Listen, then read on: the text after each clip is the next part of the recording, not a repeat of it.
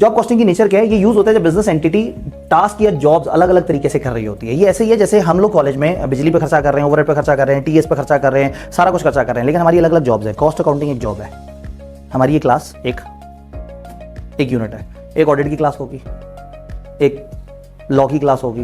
तो फिर लॉ वाली क्लास पे टीचर का कितना खर्चा लगा, बिजली वगैरह कितनी एलोकेट हुई, फलाना कितना एलोकेट हुआ, तो उसमें क्या प्रॉफिट लॉस आया।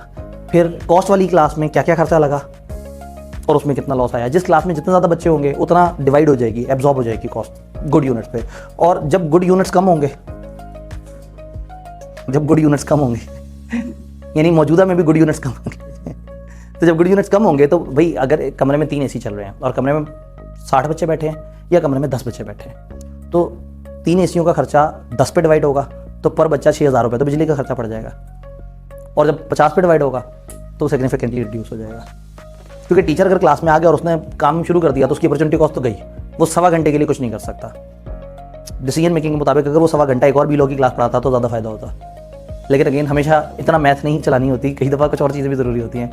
तो कहने का मतलब है कि हर क्लास एक जॉब है, तो हर क्लास का अपना एक अकाउंट्स बनेंगे और हमें एंड पे देखना होगा कि हमारी कौन कौन सी क्लासेज ऐसी हैं जिन्होंने आउट परफॉर्म किया, कौन कौन सी क्लासेज ऐसी हैं जिसमें क्या मसले हुए। फिर हमें समझने की जरूरत होगी। हम समझेंगे ये कि अगर क्लास में बच्चे थे 60, फिजिकल रजिस्टर थे 50, आते थे 11, तो ये एक ऐसे कमरे में क्यों नहीं चले गए जहाँ एक एसी चला के और सारे एक दूसरे से गुफ्तगू कर लेते।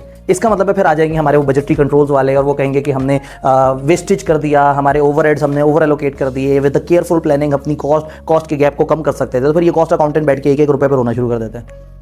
फाइनेंशियल अकाउंटेंट ना बड़ा मेटीरियलिटी लेवल पे चल रहा होता है ऊंचे, cost accountant per unit cost के 1 रुपया भी कम ज़्यादा होने पर होता रहता है।